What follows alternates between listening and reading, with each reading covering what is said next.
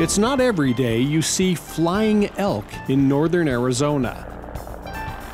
But for 2 days in January of 2018, the skies were full of them.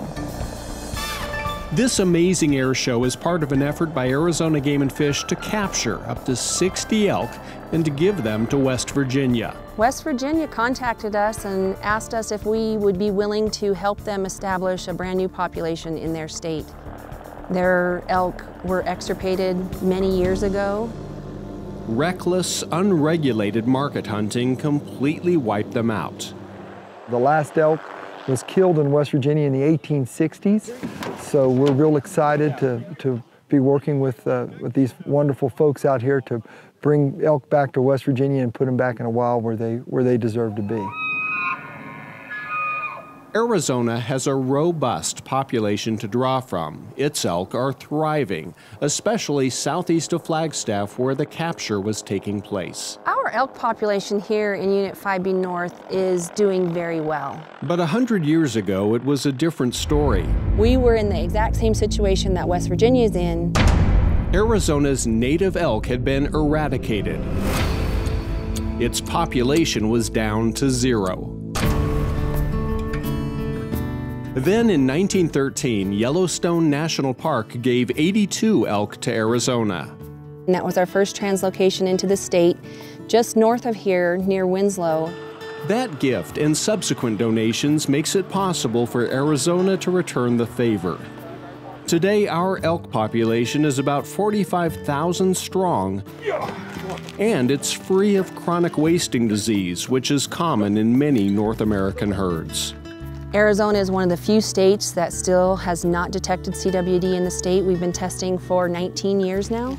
You're all right. And so it does make our populations very desirable for translocation elsewhere. I think they brought in number 11 just a few minutes ago, so we're making some progress. It's only like 10 o'clock in the morning, so we're doing pretty good. The Arizona Game and Fish Commission approved the translocation in August of 2017. For me, it's a once-in-a-lifetime experience to be here. I'm happy I came up, and I'm real happy the commission voted to do this because it's a worthwhile project, and it's a good thing for wildlife. It's an opportunity to conserve and protect with another state agency. Everyone wants to help one another. You know, that's a little unusual today, you know, in the way things are, but, you know, the wildlife agencies always seem to come together and do whatever it takes to make sure that we're able to disperse, you know, native species throughout their rangelands. West Virginia is paying the tab for the transport of them, the helicopter picking them up, and the corral we built here and stuff. So they're more than doing their part, and I'd say happy is an understatement to get these elk. Smile for the camera. Say I'm West Virginia bound. You got it. Watch out for leg. Okay. West Virginia brought out 5 of their biologists.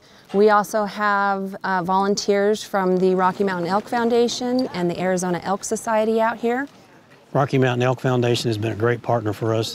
They assisted us with land purchases. You know, we put 60 GPS collars out at $2,000 a pop. So they ponied up $120,000 before we ever set foot in Arizona.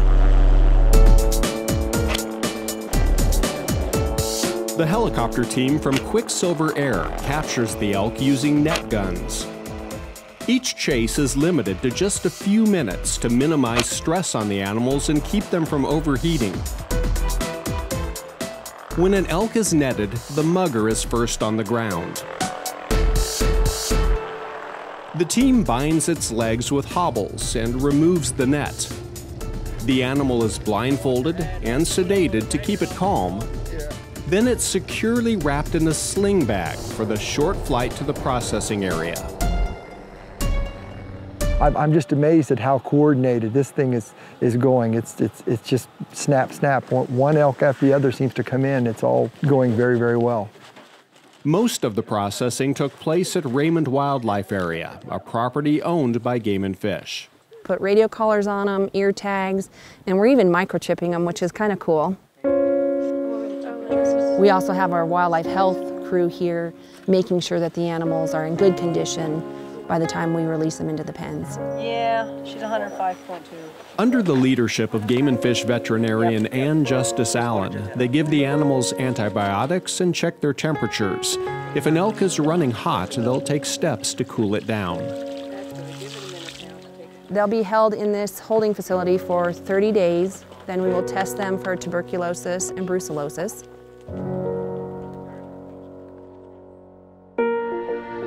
Yeah, all the tests came back good. They were all negative.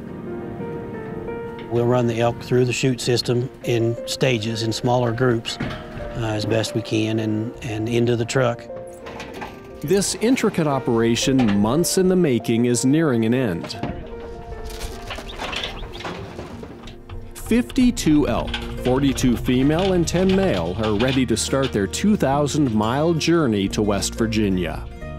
When they get there, a 5-acre temporary holding pen will be waiting, along with some very excited West Virginians.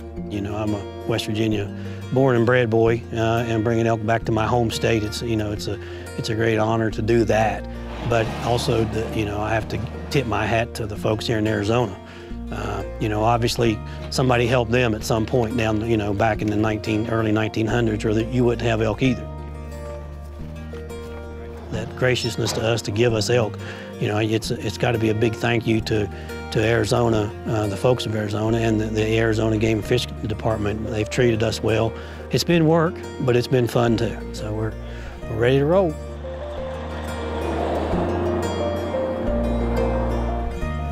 The Arizona elk have arrived. After more than 30 hours on the road, the elk leap onto West Virginia soil in the darkness of night. But the future of elk in the Mountain State just got a whole lot brighter. And soon these Arizona transplants will be free to roam nearly 3,000 square miles of southern West Virginia. It is absolutely conservation at its finest. And it feels pretty good being able to help another state establish a population when that's how we got our origin with elk also.